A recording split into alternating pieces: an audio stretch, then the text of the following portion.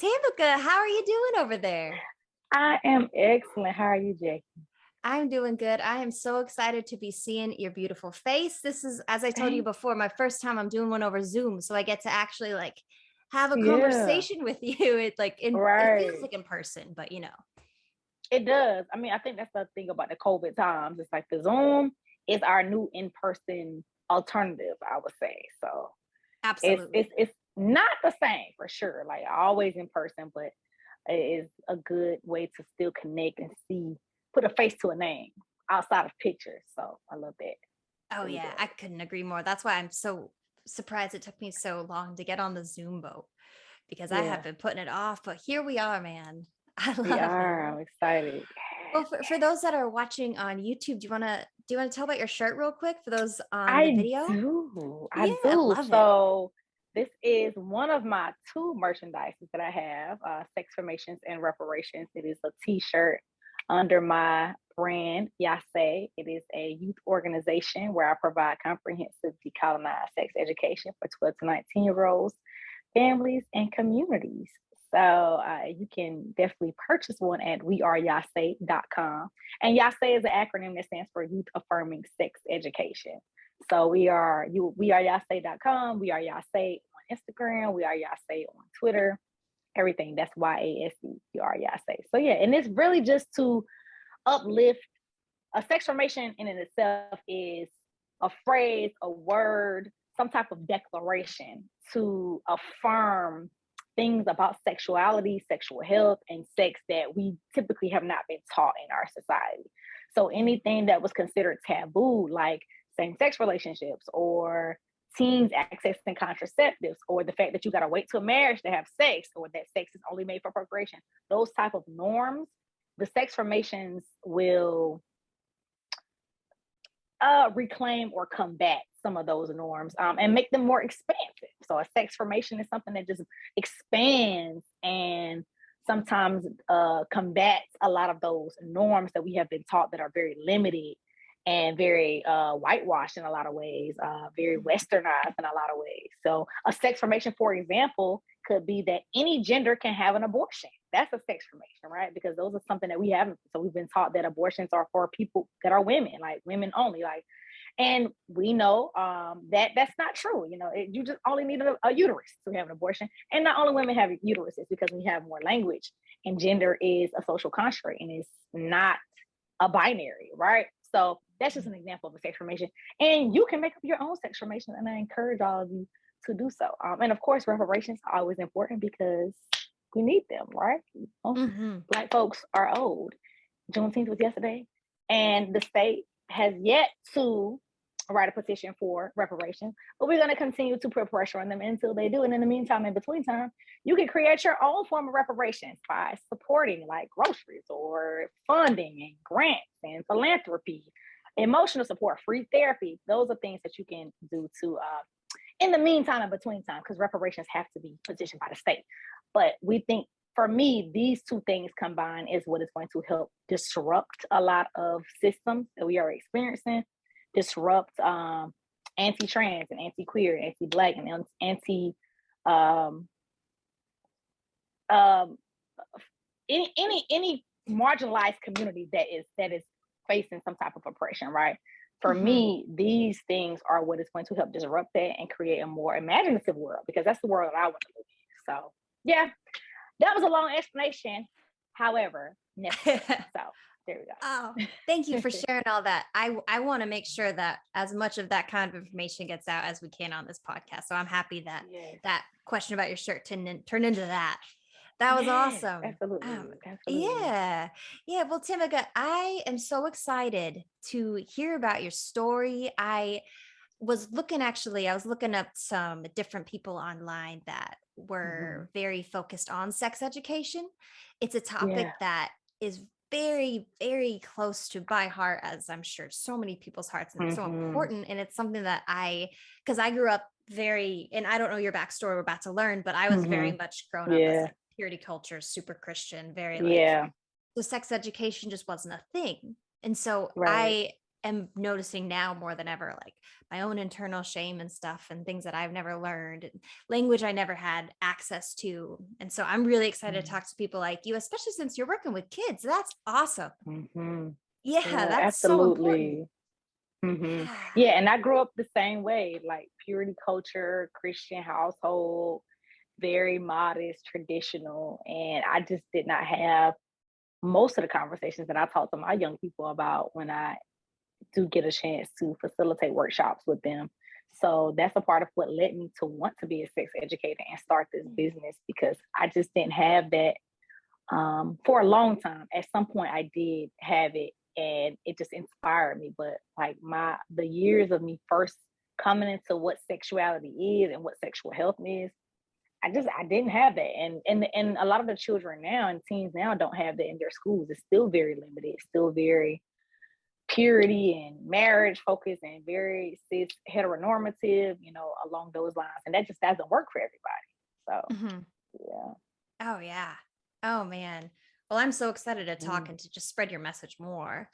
Uh, Tammaka, to start off the interview, I'm going to ask, can you please describe the relationship that you have with your body? Mm. Oh, that's such a beautiful, juicy question. So yeah. Yeah. The Thank relationship I you. have with my body, I only can describe it as expansive. Like I have a very expansive relationship with my body. And it is also complex at the same time. So I'll start with the expansive part. And the expansive part for me is that I enjoy my body for how it looks. Number one, like just the aesthetic of it for me. I'm constantly looking at myself, clothed and unclothed, figuring out new things, noticing new things about it, how it's changed as I age, how it's changed as I experience different things too, right? Because I think that's one thing that I've learned about my body is that it changes not only based on like a chronological aging, but also chronological experiences too. So different experiences make my body go through different changes that I like, dislike, love, and sometimes even hate too. So that can be trauma, that can be new experiences that are fun and joyful that I haven't before, new experiences that are adventurous. So and I engage with all of those emotions about the changes. So that's the expansive part. So I don't just engage with the things that I like about my body or that make me happy about it based on what I've experienced and the changes, but I also engage with the things that I don't like about it and that are indifferent, and I address that. And sometimes addressing that can just be affirming those things that I may not like, dislike, love, don't love, with words of affirmations, or it may also be with touch, like to just soothe myself and to nurture myself, even in those days where I really just don't feel like it. I do it anyway. So that's Mhm. the expansive part. And the complex part is that there are days where I don't want to be in the body at all, Mhm. right?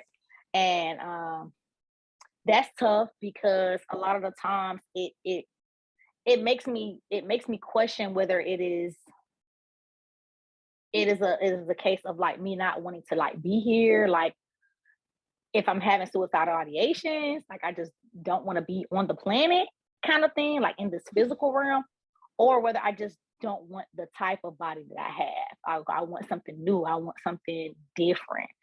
So like sometimes I struggle with my breasts. Like I look at myself and like I just don't want these. I don't want these to be here today. Mm. I don't know. They should not be around. I want them gone. So that's been different. And I don't know what to do with that sometimes. And I kind of just sit with that and just be in that moment. Then there are other days where I'm like, oh, I want these girls up and out. I love Yeah. them. They're swinging. It's hot girl summer. It's fine. The titty juice. I always tell Mhm. people like, you've been inducted into my life when you get a titty shake. Like if you get a titty shake, you're in the club. Like you get your titty.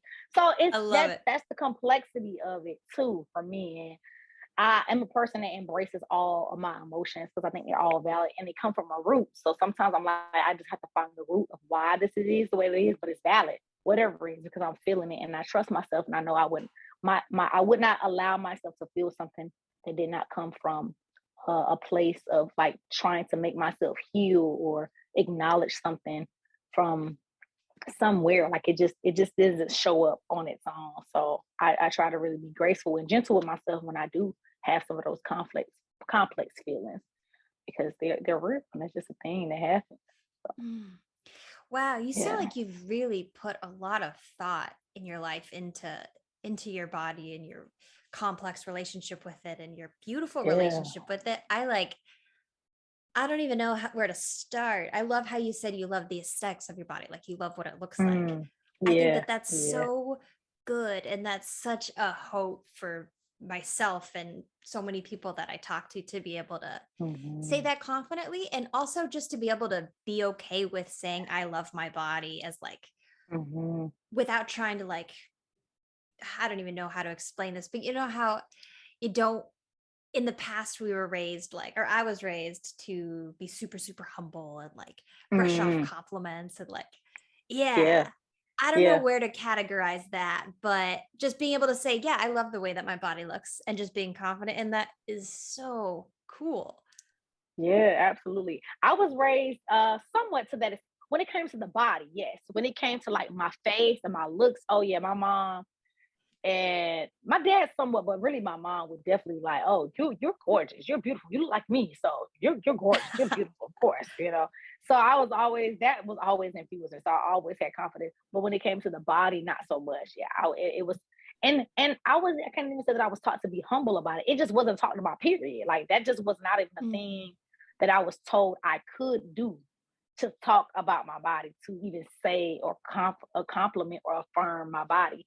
And I think for me, that did me a disservice, because then once I got out into the world in school, as I continued to, matriculate, I started to get negative comments about my body that made me dislike and hate my body. And I mm, think if I would have had more guidance and permission, because then I felt like I had to have permission to, big myself up in that way, then it would not have affected me, because I struggle with body image for a long time, and sometimes I still do. Like I'm a spoken word artist too. If you didn't know, but yeah, I do that for a living as well. So I have a poem called 20 Pounds. It's a viral poem. You can look it up online anywhere. And it talks about my relationship with my body in a way that has changed over time, but the impacts and the negative comments and how other people have perceived my body that I internalized over the years. mm. And yeah, I just was never given permission to affirm the body or talk about how beautiful my body is, how much I love my body. It just wasn't a thing that I knew I could do, so I didn't.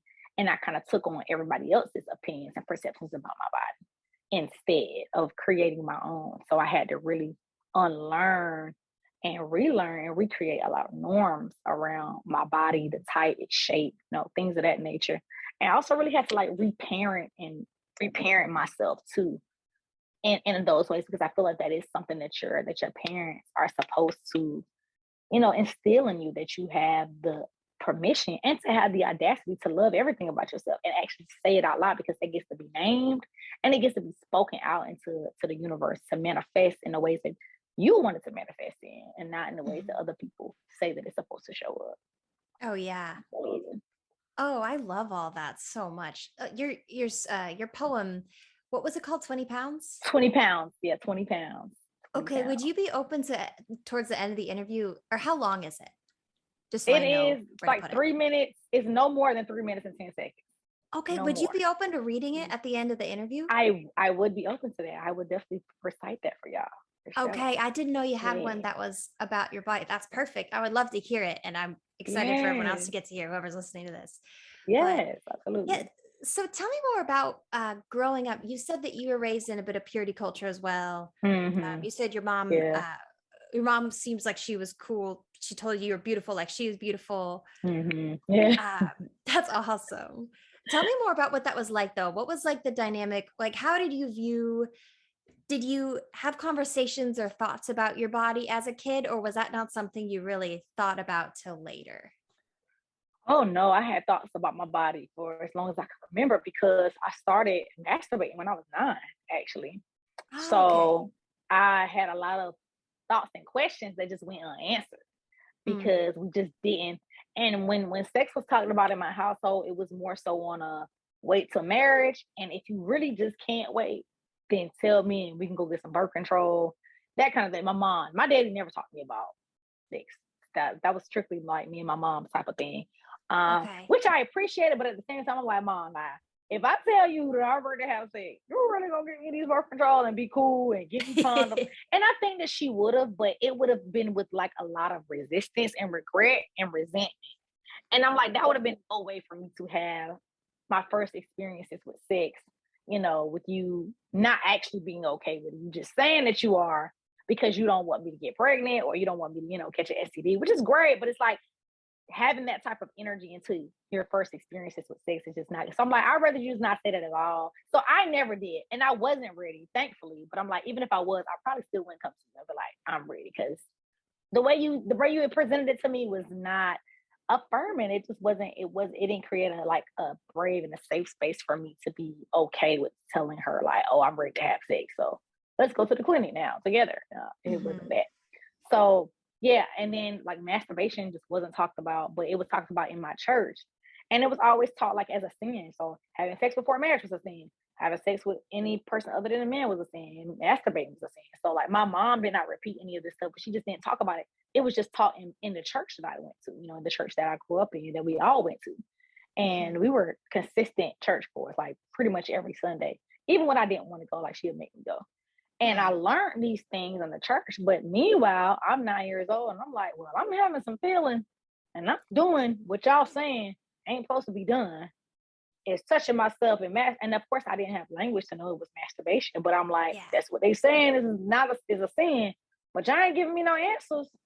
And I'm just out here, just kind of by myself, not knowing. And so that went from that to maybe like around 10. Then I discovered porn. My dad, he had a collection of like tapes, like the VCR tapes. That I had a TV with I had a TV with a VCR tape attached, like built in the TV. So real classic. easy for me. Yeah, classic, right? So I would sneak tapes, out of the closet and watch them. And I don't even know how I even discovered it or, got the urge to like, but that's just a thing that kids and the human brain, like it's gonna find things that are concealed. Or probably I watched my daddy pull it out and was like, oh, what is this? Why you got it in the closet? So this, why it's a secret? Me being the smart kid that I am. So I'm like, well, let me see what's going on these tapes. And I saw that it was porn. And I'm like, I'm seeing people doing things that I'm hearing in church. It's a sin. And I'm also seeing people masturbating. And I'm like, oh, well, I do that. I touch that, and they feeling good. And that's how I be feeling. So is it really a sin? I got questions.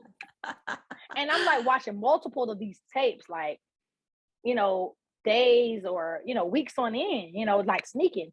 Then I went like to watching real sex because we had HBO at the time and we had some cable then. So we were like, me and my niece, she's 6 months younger than me. So we would go and watch the real sex. And of course we got Disney Channel on the back button. So we're like seeing, like we're seeing these things in real time on screen and actually experiencing them in real time in person in the physical realm. And it's just not adding up to that. All these people are doing the same thing that we're doing, but we're being told that it's wrong, that it's a sin, that you're going to be condemned and cast to hell for something that seems to us very natural. Like if everybody doing it, everybody doing it. So is it really wrong? So yeah, I went years without just not having any answers from 9 until I was in the 10th grade. Like I just really just went without, and I didn't have a source, an outlet to ask. I don't remember ever getting called either. So maybe I might have did once, but I can't remember ever getting called. So I just never said anything. And then, when I was in 10th grade, I met a sex educator. Her name is, what is this woman's name? I'll never forget her. India. Her name was India White. And she really inspired me to do what I'm doing today. So that's awesome. that was yeah. How old were you when you met her, you said? I was in 10th grade, so I was 15. Okay. Yeah. I got you. When I met her. Wow, that sounds lonely being 9 years old in church and they're all saying this thing you're doing is a sin, and I don't know what other language they Yeah. used, but around me it was like, you're gonna go to hell if this happened. And Abomination. yeah, Abomination. abomination. Make the lists of all the reasons. Oh my God. All right. But I just think that that is really, I mean, did you have that perspective back then? Like, were you afraid that that was true when you were masturbating and experiencing it? Yeah. Yeah, I did. Yeah. Big What, time. like, Big time. how'd you deal with that? Mm. I really couldn't even tell you. I think for me, it's just I just trusted myself. I just trusted my body, and I just was gonna do what felt right. I always say that like my spirit was just leading me. My ancestors was always leading me, and because I really don't know no other way that I could have continued to explore that because I was so terrified. But I think Mm, just something deep down in me was like, I'm gonna, and that's why I'm like, I know I was meant to be an activist because I was like, I've been resisting the norms and the status quo forever. So mm, I think it just was like an innate thing in me to just say, I'm gonna trust me and I'm gonna go with what I feel is right and what I feel affirmed and feel pleasured by, and feel grounded by, especially because the environment that I grew up in wasn't always healthy. It was very unhealthy and very toxic a lot of times. mm, So that was a part of the way that I coped with some of that, hearing and experiencing some of the verbal and sometimes physical abuse in my home. So yeah, that was mm. an escape for me and a coping mechanism for me sometimes too. Yeah, Yeah. that makes sense. Yeah. That's really cool that you're talking about it in that kind of way. Mhm. I don't know. I'm so not used to, I mean, growing up, I was just never in conversations like this where anyone talked about masturbating as just a normal topic, Mm-mm. as something Yeah, that's me not either. this. Yeah. No. I remember the first time I even heard the word was like in middle school, some boy was playing some joke and I was like, what does that mean? Now we Yeah, know. Um, right. And I yeah, don't even think my church even used the term masturbation. Now that you say that, I feel like I put together the meanings. Like they use some other word, and then I think I might have heard the word for the first time when I was in ninth grade in high school, maybe eighth grade, and when I heard the term masturbation. And when they explained it, I was like, oh, that's what they was talking about in church. But they didn't use that word masturbation. It's just mm, because I kind of pieced the definitions together, and I'm like, okay, that's what that is, and that's what I've been doing. That's what they said it was saying. So yeah, okay. you're right. Did that feel good to have language around it? So good. Because I was like, I can't stand being confused. It's one of my biggest pet peeves. And I really realized that it's a trigger for me to be confused just because of some other childhood stuff. And it made me just feel like, and it also made me feel a sense of belonging that I wasn't really tripping. Like I wasn't like, because I really thought that like something might have been wrong with me mentally. Because I'm like, well, why is everybody acting like this is so bad when everybody doing it? And nobody Mhm. can tell me what it is, and no one names it and says it. So when I finally heard the term and it was said in a very calm and that normalized it, I was like, okay, so I ain't sure. I knew what I was talking about the whole time. So yeah, the, Mhm. the language around it definitely made me have a sense of belonging. It just cleared up some things. It just created clarity and directness for me in my mind. And I love that.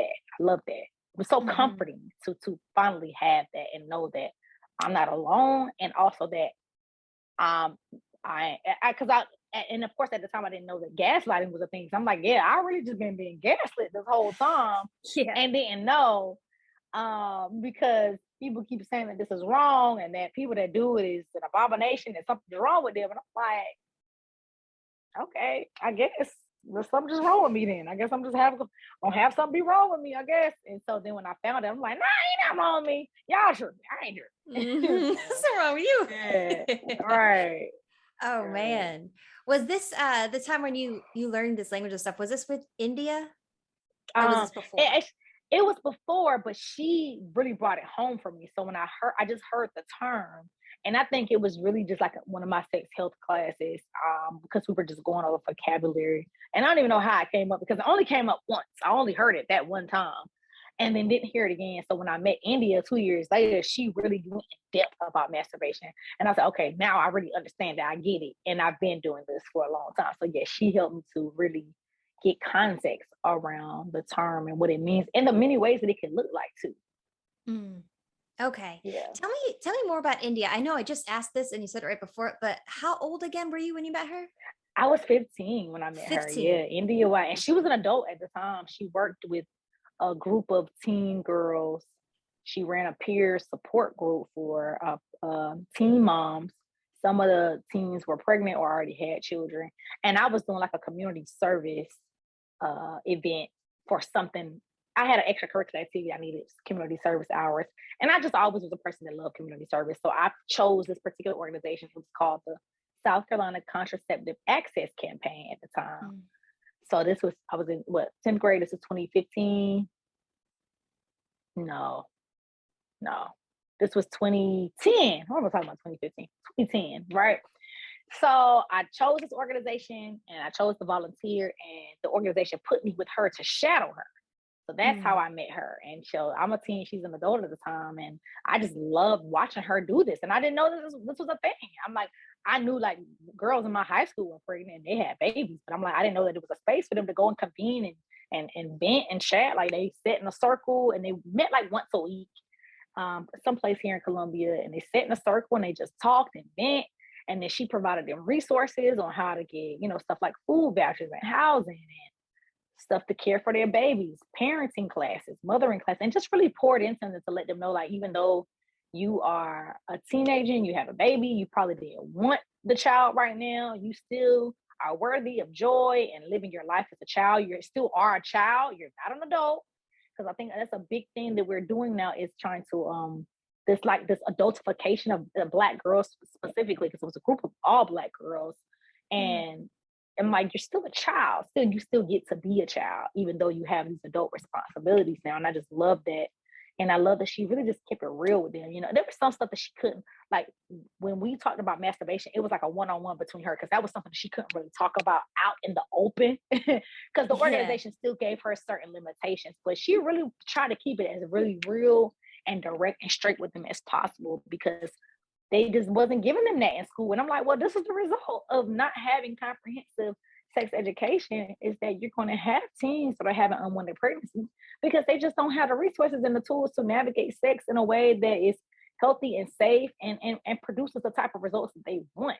Right. Mhm. So yeah, I just really, like, I get emotional thinking about it. I'm like, I have to find her in life, because I don't know, we lost touch after my senior year and I just have not seen her since then. But really just changed my life forever. So I'm like, I just did not know this was a thing. We didn't have that in my neighborhood. Nobody talked about that type of stuff. And thankfully that my parents did encourage me to do extracurricular activities. So I was able to get access and exposure to things because I was just able to join outside. Like, they could not provide that for me. And it wasn't in my neighborhood. But I could, if I found it and I told them I want to do it, they're like, all right, we're gonna drop you off. They didn't ask no questions about what I was doing. So they quickly found out. They're like, no, temple wrong. Because at one point I had like a condom bag that I brought home. And she was like, what you? My daddy, Tammaka, what's this? It's like, it's a condom bag. What you doing down there at that organization? I was like, well, now you want to ask what I do. No. So, right. So yeah, it was, I'm like, yeah, you probably ain't never seen one of these, huh? Because you got 4 kids. You ain't seen one of Oh, these. Have you used one of these things? that's Have you? funny. Oh yeah, it was they were really supportive in, like, me getting the information, even though they could not give that to me. So that Mhm. was that was a beautiful thing. Yeah, India, she changed me for the better. So yeah, I'm definitely a sex educator because of her, for sure. Dude, that's so cool that you Mhm. have that pinpoint moment in your life when things change and you have that person that like really kind of opened the door for you to see, oh, there's Yeah. like a whole world out there. Yes, absolutely. She did. Yeah. She did. Just so you know, a window just popped up for me telling me that I'm running out of time. It said that this Okay. will end in 10, well, now 3 minutes. So if it Oh, ends, okay. I'll just Okay. send you a link and we'll just start again. I think I have to pay for something to record longer than 40 minutes. Okay. Gotcha. I Gotcha. That's thought fine. I thought it was something just if you had a group that it charged you, but apparently Yeah. I'll leave it. And then if something stops, then just look for an email from me and I'll send you Okay. another link so we could keep going. Good going. Got you. All right. Okay. That sounds good. Cool. And I will obviously edit that part out of the story. Yeah. Reminder to me when I'm editing, don't leave that in or people will Right. be like, Don't leave that who in. cares? Right. Yeah. Okay. Right. Who cares? So what did your life look like after going to India? Like, did you feel like I'm assuming you felt really liberated in a way. Yeah, Yeah. absolutely. I did. I felt really like I could do anything that I like. I really was feeling like I found my niche, like I found what I really wanted. Because I wanted to be a social worker for so long. Mm-hmm. From the time I wanted to be a social worker since I was probably in middle school. I wanted to be a social worker. I knew that I wanted to be a social worker and help people and really just be a person to get people resources. That's the thing. Like in my neighborhood, I saw people with a lot of problems, but no solutions and no resources to solve the problems. And I actually ended up meeting a social worker when I was in ninth grade through an organization I was in called Upward Bound. Shout out to Upward Bound at USC. Jay Prince, such a beautiful person. He's like a second dad to me. He was the one of my mentors there, and brought in these speakers and these people from the community to speak to me and other groups of teens at this college prep program. That's what it was, a college prep program. And I met a social worker there who like talked about the things that I wanted to provide for people in my community that just was not there. And so that was one piece. I was like, okay, I'm gonna be a social worker. But then when I met India, and I was like, well, what she doing is kind of social worky, but more radical. So then I was confused about like what I wanted to do. And so as time went on, I started just meeting more people and doing more research. And India, she also helped me with my senior thesis in high school too. Like she gave me a dildo to like do a condom demonstration. Like now I'm 12th grade now. I'm 18 at this point. And we had to do a senior thesis in one of my classes, like in order to pass. So I had to do this big presentation, and I did it on the HIV/AIDS epidemic. That was my topic, like impact. So I had like this video, and I had condoms, and so I had to get like so many permission slips to like look, this is what I want to do. And it was a panel of judges of like these 4 teachers judging my presentation. So yeah, she came through with that. And after a while, once I graduated, and I went on to Coker College for undergrad, and I was like, okay, I'm going to major in social work, because I realized like I could be a social worker that talks about sex. Like I can, that could be a thing. But still, at the time, I still wasn't fully committed to it, because I still was a little scared, still unlearning a lot of that suppression, a lot of that purity culture, Christian, real strict, modest type of values. So she helped me with this project. I get through the project. I aced it, the course passed, graduated, went on to Coker. And I didn't really fully accept that I could be a sex educator for real and I don't even think I've even had that language at the time, sex educator. I don't even think I had that. I just I want to do what Miss India did. I want to do that. And I'm like, I don't know if I could do that and be a social worker, but I still want to be a social worker. I'm getting a bachelor's in social work, have a concentration in African American studies. So I also want to do something real hella Black and radical too, because I'm a hella Black and radical person. Heck yeah, man. And I'm also queer, but at the time I wasn't accepting that I was queer, and wasn't really accepting this like radical sex stuff about me. So it's just a lot of learning and like coming into my own. I just knew that it all was important, it all was valid, and I knew I wanted to incorporate all of parts of me in some kind of way. It didn't come together for me until maybe like my senior year at Coker. I was a safe site for the Advocates for Youth organization. So I did that. I applied to be like this safe site for the Great American Condom Campaign. So basically, I got sent this huge box of condoms and these instructions and a little condom purse, all of those things. And I basically just like passed out condoms on my campus, and I hosted these discussions about sexuality and sexuality. So that was kind of like my start as a sex educator. This was like 10th grade, not 10th grade, but my sophomore and junior year in undergrad. So at that moment, it was starting to come together like, okay, is this social work too? Because this is looking real much like what the social worker that I met, and the social worker that I met that inspired me. Her name's Kimberly, and she's just amazing as well. Really, really inspired me to be a social, because I have a master's in social work. So I am a social worker. I'm a social worker. That's a sex educator. So it started to like really come together, because in my mind, I'm like, well, I'm helping people, I'm reaching them, I'm giving them resources, I'm giving like tangible resources, condoms, I'm giving them education. All these things are resources. So that's what a social worker does.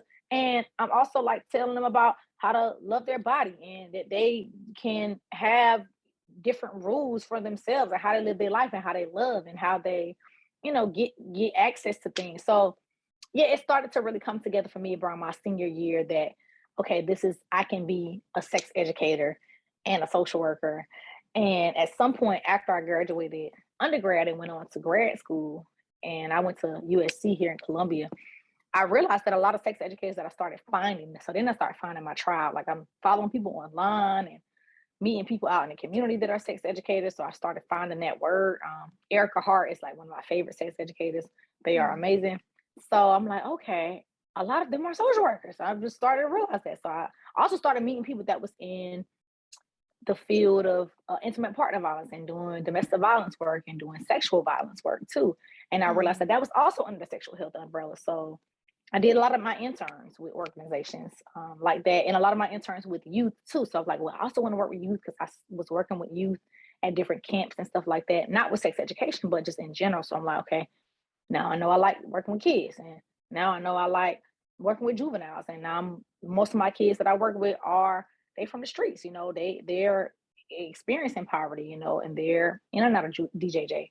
They don't have access to this information. So I'm like, it's just like my life and just stuff that I've been going through kind of built who my work was for and why it was for, who it was for, right? And why it was the way that it was. So yeah, I think that was that kind of time period where I really felt free, like coming into this information from Miss India and then matriculating through college just made me feel like, yeah, like this is who I am. I feel liberated. I feel empowered. And I also feel like I can provide that sense of empowerment to other people, or at least give them the tools to empower themselves. I believe about people empowering themselves in whatever way that was. So yeah, that it did. It made me feel even more than empowered. I don't even know the word for it because I just felt grand, like I could like really do something big, huge. And I did not always feel that I could do something that big. And now we're here with YASÉ. I got my own organization. Like I was doing a lot of stuff for other people's organizations, interning and being a sex educator for other organizations. But I'm like, I want my own to do that. And now I got that. So I'm like, I did do something big, and it's just even getting bigger. So I'm expanding, and I want even more community, even more of an impact for to happen. So yeah, that led me to where I'm at. Sure. Oh man, that's so cool. I love how you just kept discovering more passions that you had, more things that you care about, more groups of people you wanted to talk to, and how you just kind of took it all and mashed it together into what you wanted to do. You like created like a whole, like all these things exist, but you kind of also created your own thing. Absolutely. Yeah. Yeah. Oh, there's someone for sure at the door. We got both the dogs barking out there. Oh man, that's really, really awesome. Tell me a little bit more about, I was looking through your Instagram and I saw something about a talk you gave about consent culture versus rape culture. Am I saying that right? Yeah. You want to talk a little bit about that? Yes, absolutely. It was such a beautiful day. So I got booked to facilitate this workshop with a group of young people. I actually got booked to do a whole day of programming with this group of young people with the Every Black Girl Inc. organization, beautiful nonprofit that provides resources and education to ensure that every Black girl thrives. And a part of every Black girl thriving is that the whole world around her has to thrive, right? So there were also Black boys in this particular group, but they also have some non-binary youth that come into workshops and programming with them. Sometimes, most of the time, it is the same group of young people, but sometimes they differ, right? So this particular group of young people I had been in contact and worked with before at a different leadership or a day or a weekend in May. So I kind of was familiar with a lot of the faces, and we did something different, that they typically don't do, right? And so, I was thinking about like, okay, a whole day of programming. What am I going to talk about? Because I have curriculum that I'm developing for my own organization, Sex Positive Sessions. So when I get booked by other organizations, I typically just teach from that, right? So I I was inspired and challenged by this group of young people because they are so bright. But they also they gonna know, like, when you bluffing and you don't know what you're talking about, like they gonna keep it real. So it's like I gotta really come on my A game with them. And it really was me providing a space for them to talk about something that they're not provided with in school that I know is important. And so we did. We went through the meanings of what consent is versus what rape culture is, and just kind of defining and giving them examples of like that we do live in a rape culture, but this is what consent culture looks like, and this is how we get here. Why are we in the place that we are? What's the roots of that? What are some of the systems and structures that have led us here? And what can we do to get to the consent culture, right? What can we do to get to this more, again, imaginative world, this more expansive world where all Black girls are thriving and all the world around her is thriving, right? So that means every single person around her, regardless of their race or gender, has to also thrive, right? So what does that look like? How do we get to that? So that's really what the workshop was about. So we did just a series of activities and exercises, from watching a poetry video and kind of analyzing that, like, how do you put into words and use language to get a message across about consent culture? How does the media and pop culture and music impact our ideas and ideologies about consent, or rape? What does that look like?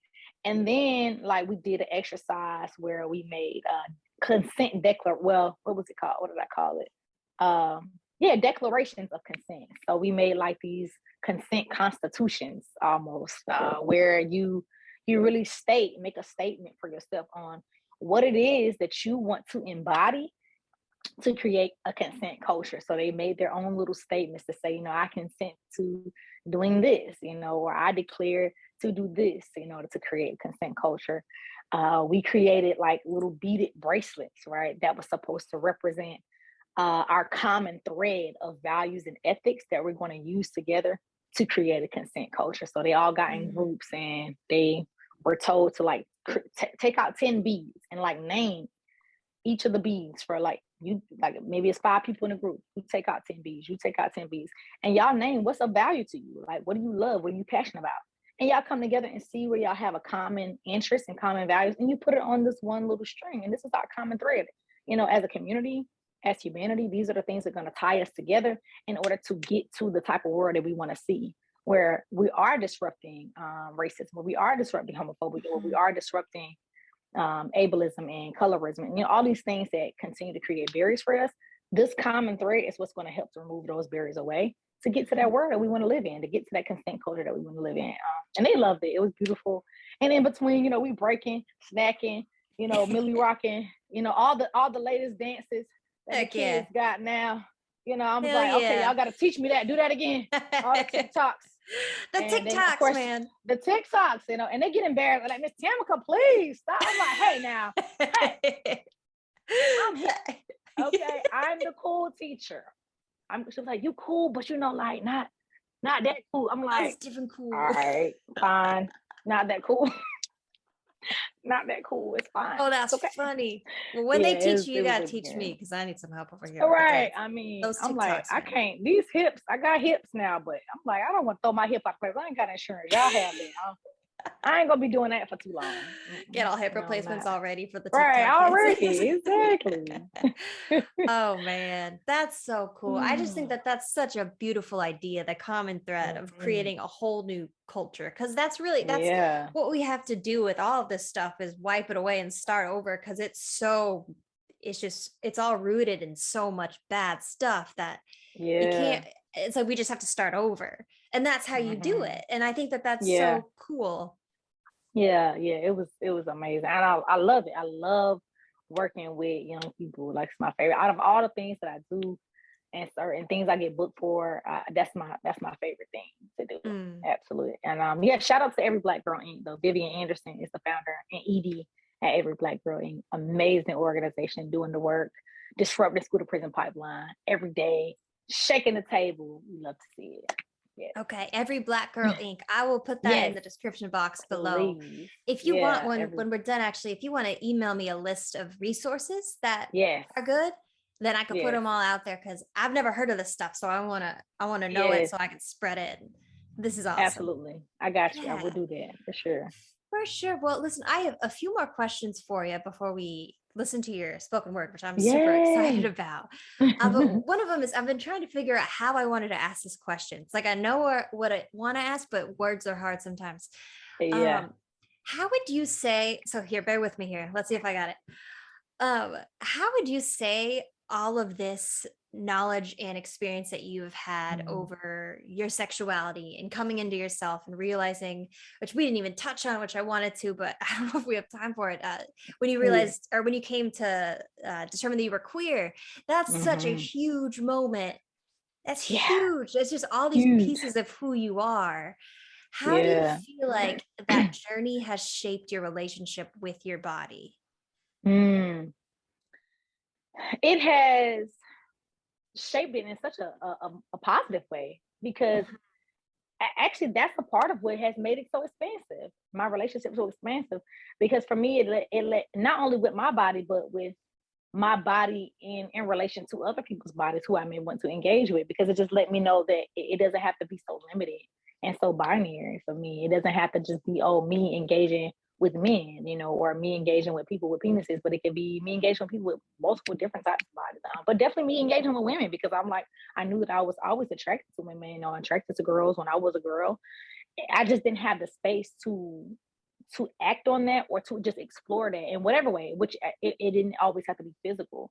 So for me, it shaped the relationship with my body because it allowed me to have more appreciation for my body. Number one, because I'm seeing like all the varying different people who are queer and that they have very different. That's another thing. It's like, because for me, queer was a negative term when I was growing up, right?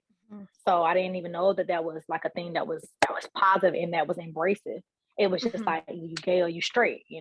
We did know bi was a thing, but that also had a negative connotation to it. It's like, oh, you greedy and all of these things. So for me, being gay, especially if you were a gay girl, was you didn't look. You only looked a certain type of way. Like we thought that gay girls was only butch, like they were only Mhm. studs. Like we didn't know that we didn't I wasn't taught that being gay or being queer could look very different. I just only saw like, oh, it was a mass presenting girl that wear traditionally boy clothes, and that Mhm. was it. So it just kind of expanded my viewpoint of that. And I think that's what that made me a lot confused and suppressive because I'm like, well, I don't dress like that, so am I queer because I don't dress like that and I don't present in that way?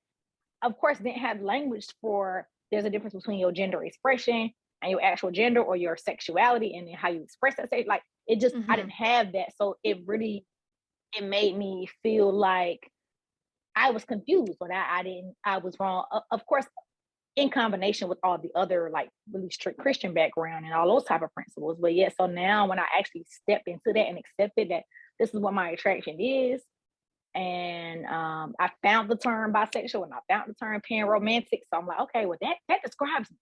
So now I'm like, okay, it does look very different, and this is a body that can be that. Like I am bisexual and panromantic, and my body is this.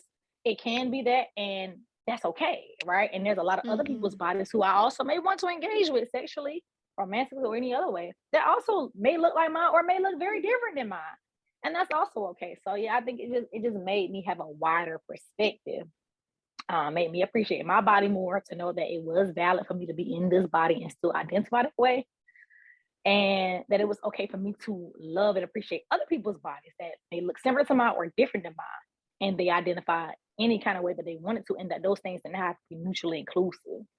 Mhm. So yeah, Oh my gosh. for sure. Oh, I love all that too. I love it so much. There's just when you stick to like the gender binaries or the sexuality binaries or whatever, it's so confining and there's so many rules. And I love Yeah. hearing you talk about how you process of like, well, they say that Mhm. this is what a gay woman's body is supposed to look like. I don't Yeah. look like that's what am I like that's it's very similar to how you Right. talked about when you were learning about Right. masturbation when you were 9. Yeah. And what's Yeah. so cool is that you ask these questions and you wonder and you don't just accept that and be like, okay, this is what's true, but you internalize it and you find what you believe is true and you find what matters to you. I just Mhm. think you're such a cool person.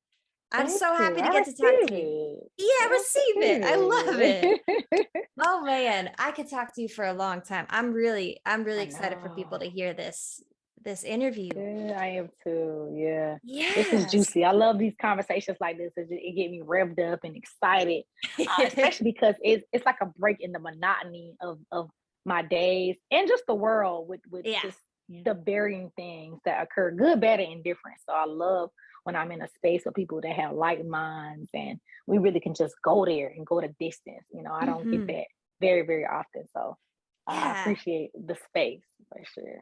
For sure.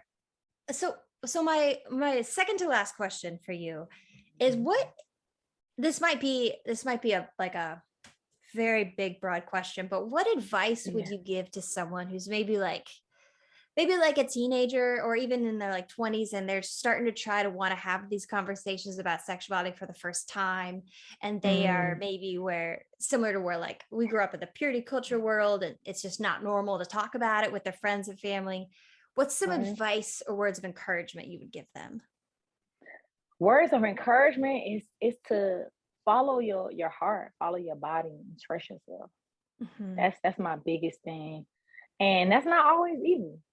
I'm not gonna sugarcoat and say that's an easy thing to do, and in fact, it can be very difficult and hard sometimes. However, it's so worth it once you do it, and really you really gotta commit to it though. Like really commit to trusting yourself and trusting your body, trusting your intuition. Because for me, I found that just does not lead you astray in the long run, right? And you're gonna come up against some obstacles along the way, internal battles and external battles, for me. But that's just gonna lead you at least to some point of contention. That's gonna get you more clarity, because like that's just the beginning. Like trusting yourself and going with the flow and going with your body is just one thing. But I think that it will lead you to other resources, other language, other people that can help you really define what that is for yourself once you're coming into your sexuality or coming into what your ideas about sexual health look like. It's going to lead you into the right direction. If you're trusting what you feel and going with what you feel, I just think that's the best way to not lead you wrong. Like you won't lead you wrong, and even if you do, you're gonna find your way, because like this is home. Within you is home. Like you are home. A lot of us try to find home and sanctuary in other people when we have it right here in ourselves. And I think that leads you to find other tribe members, other places of groundedness and other places of belonging, where you find that sense of belonging in yourself. Not easy at all. I just think that may be a great start to accepting that and navigating that the best way that you can, and it changes day to day. Some days you ain't gonna be as confident about it. Some days it's not gonna be pretty and nice and cute. And some days it will. Some days it will be very easy, and you'll find that. So yeah, that's good. That's really good. I love how the thing at the end where you said every day is going to look different. That's helpful. I remembered when I was looking at this for the first time, I was like, okay, it has to be this very specific way every single day. Formula. Yeah. That's really good to know that it's gonna be bumpy. Yeah. Very. Yeah. Okay, Tammaka, my next question for you has nothing to do with anything we've been talking to about. Is that okay? Let's do it. I love it. Right. I'm my sporadic brain. I'm like, hey, we going from point to point to point, because it's all relevant at some point. Even when we don't know it is, it wraps around. So we can do that. Absolutely. I love it. I love it. Okay.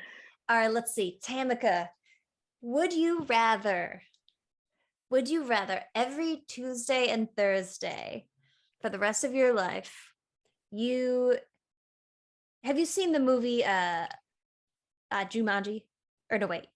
Jumanji? Yeah, Jumanji. I have. Unless there's multiple versions. I've seen the one with Robert. You know who I'm talking about? Robert. What's his name? Is it the newer one? Really famous. I've only seen the older version. Jumanji. Okay. What is his name? Robert is a really famous actor. Older white guy, circle glasses. Passed a few years ago. I know who you're talking about. The two kids. Mrs. Doubtfire guy? Huh? Was he in Mrs. Doubtfire? Yes. Okay. Yes, Robin Williams. Yes, Robert Williams. Yes, I've seen that Jumanji, because I know it might have been some other remakes, but I've only seen that one. Okay. So would you rather every Tuesday and Thursday you became a part of a board game like in Jumanji, where your whole day revolved, and it's a different board game every week, and they explain the rules, and you have to go through this board game through the day, and it's not dangerous per se, like you're not going to get hurt, you're going to come out of there exactly the same, but it is stressful. It feels like there's a lot at stake. In these worlds, anything could be real. There could be dragons, there could be lions, there could be tax collectors like a Monopoly. I don't know. It's all gonna be there. That's scary. Monopoly's the worst, man. Or would you rather, I had it and then it left. Okay, we're gonna come up with something. Oh no, I remember it. Or would you rather every Tuesday and Thursday, rather than the board game, you became an extra in someone else's like romantic comedy movie, and you were always around and you were watching this movie happen? It's different every week. You're just kind of there and you're in this movie and you're watching whatever cheesy couple get together. Oh, that's hard. Not stressful. That's just like you're there and this is your day. If you like rom-coms. I love rom-com, but that could annoy the hell out of me depending on who the couple is. There's some. I'm like, would I rather be annoyed or anxiety filled? Those are very good options. I think I'm gonna go with Jumanji, because even though I have hella anxiety, because the thrill in me, wanting adventure and just like feeling like I might die, but then don't, and I survive. Something about, I don't like that feeling, but I could not, and I could just have a great adventure, and I could win some money depending on the board game. I could like be in Tahiti or something, like host myself. I think I'm gonna take a chance with the board game. I would do the same, because you're absolutely right. You're gonna go on adventures. I don't know what kind of. Are you into board games? Do you play? I am into board games. I don't play them a lot, but I am into them. One of them that I love the most, small plug, is one of my good friends, Tanisha Hall, Queen It Shall Be on Instagram. She is a board game developer, and she is the owner of Hillman the Game. So it is a board game based on the nostalgia of a different world. You love the A Different World sitcom back in the day. So she created, awesome. But her company is called In All Seriousness, but seriousness. So you can follow her on Instagram at Hillman the Game. Yes, Hillman the Game. Amazing. Send me all these links, because I'm a board game nerd, so I gotta find it. Yes. Board games is so dope. Yes. Absolutely. Oh man, I love that. Well, before we say our farewells, do you want to go ahead and read us your poem, your spoken word about your body? I would, absolutely. So this is 20 pounds. Do you have it memorized? I do. That's awesome. You're so getting cool. a live show. You should be grateful. Yeah. You can book me though if you want to hear more. I'm gonna give y'all a little sample. Okay, yeah, just a sample. Just give us a taste. Dude in the bar says, if I just gain 20 more pounds, then I'll be good. I hate you. Do you know how hard I tried to gain 20 more pounds? Your comment isn't flattering. It's only a reminder of how I've never been the woman of any man's dreams. Because all Black women are supposed to have a little cushion for them to push into. Cup size never full enough to quench their thirst for monogamy, or even remind them that I am still a woman. This body is only representation.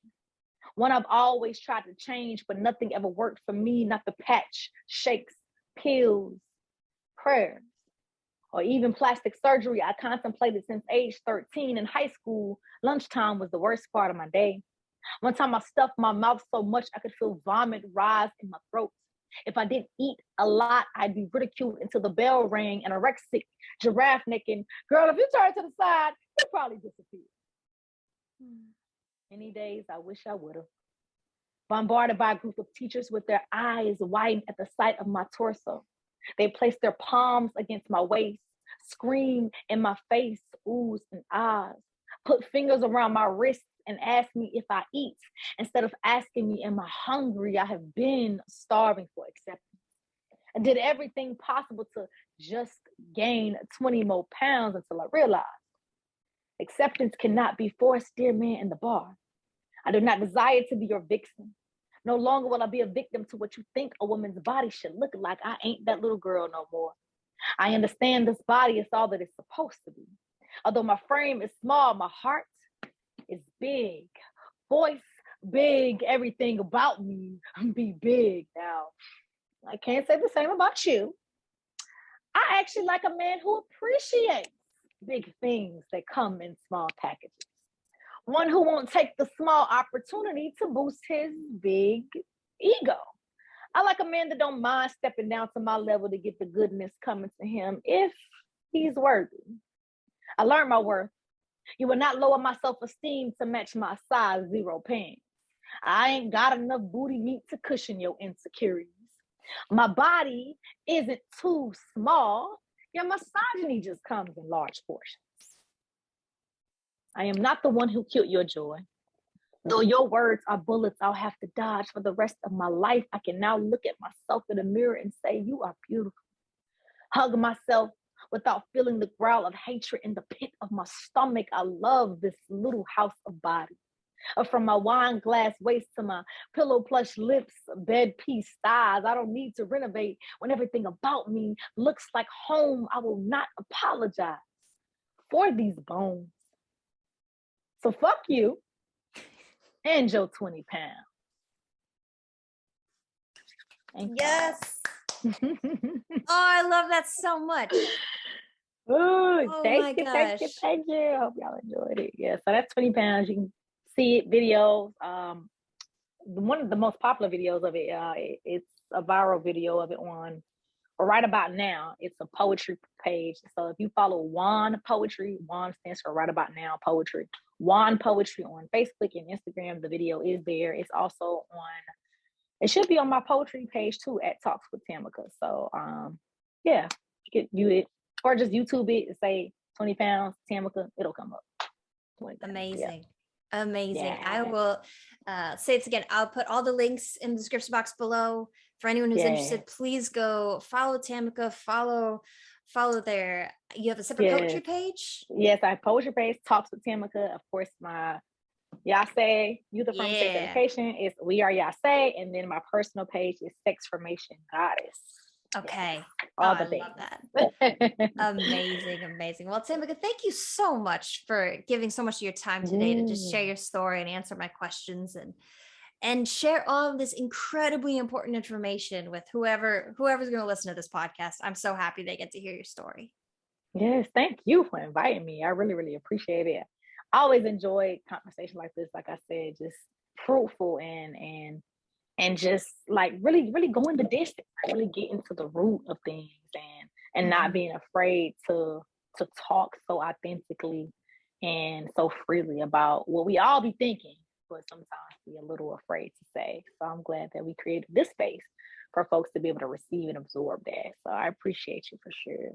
Absolutely. Oh, it's so good, Tammaka. If you are ever in St. Louis, come say what's up. I'll wave at you at the grocery store. We'll go throw a frisbee at the park or something. Yes, I would. We're gonna do it. Love that. I would love that. I actually want to come to St. Louis because I want to go to the Twisted Ranch. So it's a restaurant that has like over 150 different flavors of ranch. I'm a ranch fanatic. Wait, I didn't know this existed. This is in St. Louis? Yep, St. Louis, Missouri. It's called the Twisted Ranch. It is. I really want to go there. It's on my bucket list. So yes, when I come, I'm gonna hit you up for sure. Okay, I'm gonna go with you there. I have a ranch. Yes, we have to go. See? Kindred going. Yes. Going. Oh man, that's so good. Well, Tammaka, thank you so much again. You have a wonderful rest of your day, and I will see you at the Twisted Ranch. Yes, I'll see you there. Bye, y'all. Bye. Later.